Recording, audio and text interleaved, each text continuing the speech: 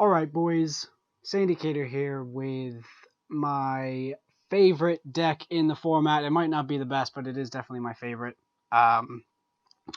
Mono Black U3 Boo Aggro.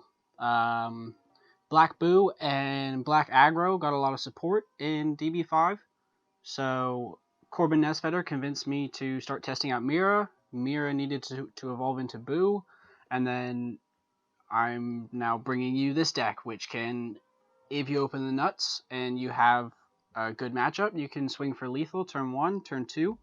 I've been playing this in the Pro Play Games daily tournaments, and I'm having a lot of success with it. So let's just go right on into the deck. Android sort of left me to my own devices with this one, so there's not going to be any slides. I'm just going to show you guys the deck and quickly talk over it. So the first package I'm going to go over is the Overwhelm package. You've got 4 Bardock Awakened Instincts, which is the most important Overwhelm in the deck. It draws 2 cards and it discards a card. So it filters through your deck, it filters out your hand, it declunks your hand, and it's a free 20k on board, and it's also, very importantly, it's a 4 cost. And then I run 3 Trunks Time Regulator. It essentially does the same thing as Bardock. In your opening hands, you can find yourself in some awkward situations where you have more U3 in hand or you don't have what you need.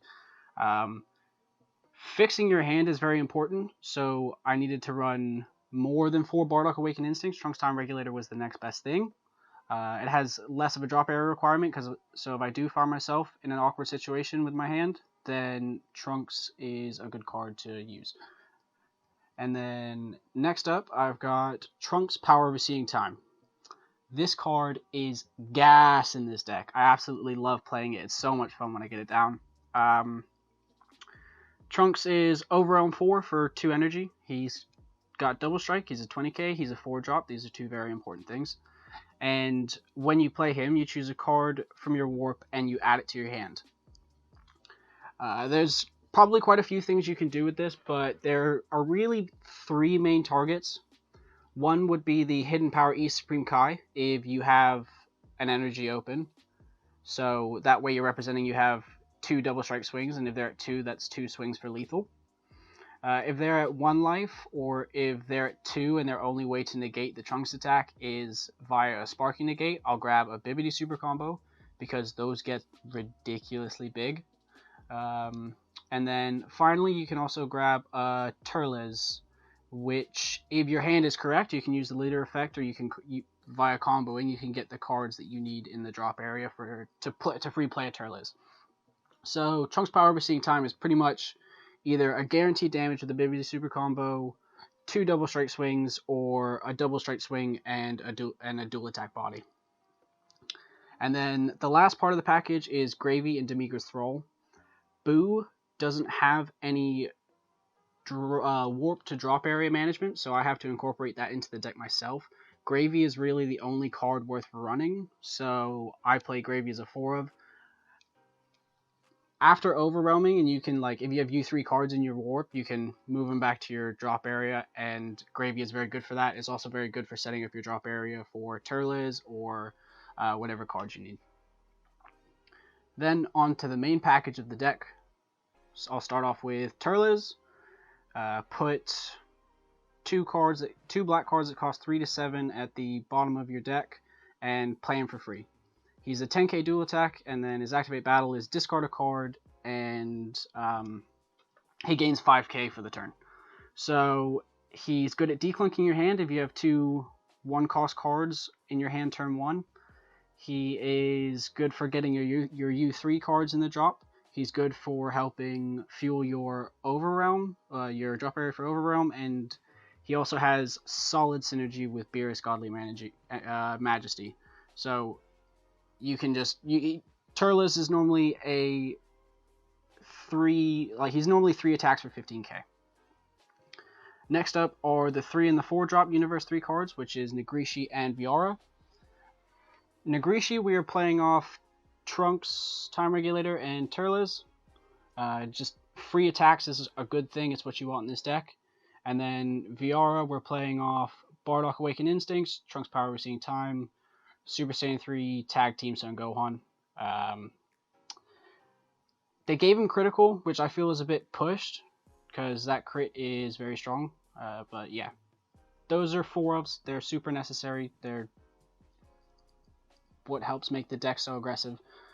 And then on to Super Saiyan 3 Tag Team Son Gohan.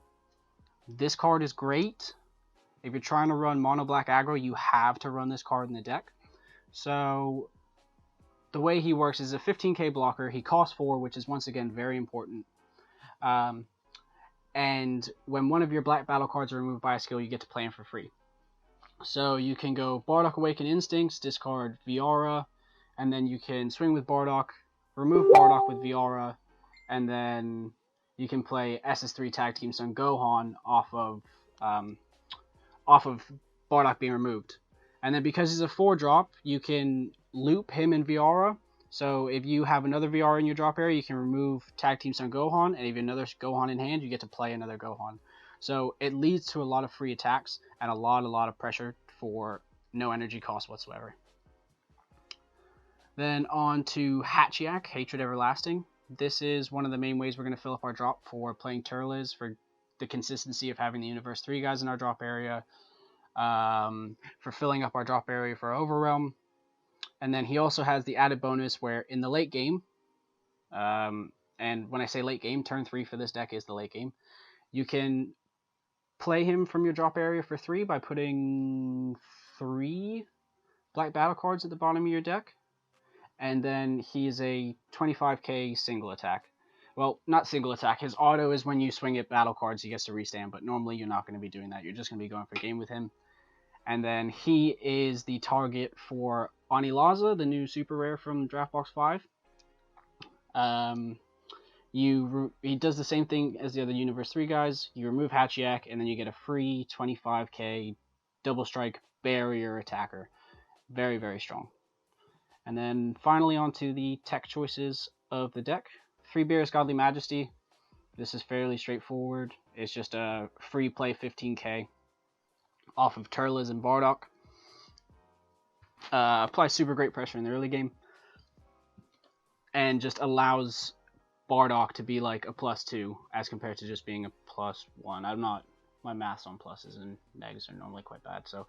But you get more value out of your cards with Beerus. And then you get 2 Hidden Power E Supreme Kais as the double strike combo with the deck. It's an aggro deck. You're always going to want some form of Champa or E Supreme Kai in the deck. It just makes catching your opponent off guard when they don't negate, or if they don't have a negate, getting them from 2 to 0. It just makes winning easier. And then finally is the Black IAR from set 9. Majin Buu's Human Extinction Attack sort of went under my radar last set because I wasn't playing black, and no one was really playing black either. But this card is very good and essential to what the deck does. Firstly, it's a 1 mana 15k combo, which is strong. And then secondly, it has an auto. If all of your energy is black, you choose a card in your opponent's drop area, send it to the warp. So you can hit all the drop area effects cards like Master Roshi, Goku Ape, Ribrianne. You can stop them from getting to Sparking 5, which is also important, or whatever Sparking they might need to get to. And then the more important effect is you get to mill the top 4 cards from your deck. So it adds to the consistency of having cards in the drop area for Turles. It adds to the consistency of having Universe 3 cards in your drop area. It adds to the consistency of having cards in your drop area for Overrealm. And then it also has the added bonus of every super combo used after using a Majin Buu's attack, it essentially gains another 5k, because you're pumping Bibidi by 5,000 for every Majin Buu's Human Extinction attack you've used. So if you happen to see all 4 of your super combos after using one of these IARs, it's not just a 1 mana 15k, it's equivalent to a 1 mana 35k across the course of the game, which is very strong. I've had some games where I have 2 Bibidi super combos in my hand at 40,000 each. I have like 5 cards in my hand that combo up to 130k on a lethal swing. And yeah, I really like the card. I think it's super necessary. If you're a black player, you should probably think about picking him up. I think the IARs, almost all, like pretty much all the IARs from set 9, they're my favorite cards out of the set, and they might be some of the best cards out of the set. So you should definitely pick yourself up some. And then finally, the super combo is Bibidi. This is pretty obvious. He gets big. He gets real big. And yeah, I think that's about it. I hope you guys enjoy the deck. I hope you guys play it. Since we're all playing online, we don't really need the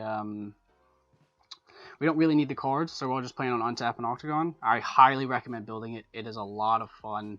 Once you sort of figure out how to play the deck, you're just gonna gas everyone, and you're just gonna be having a blast. Whether or not you're winning or losing, whether or not it's a good matchup or a bad matchup, you're just gonna be enjoying yourself so much. At least I am, anyway. So I hope you guys try out the deck. Let me know what you think, and I will see you guys on the next one.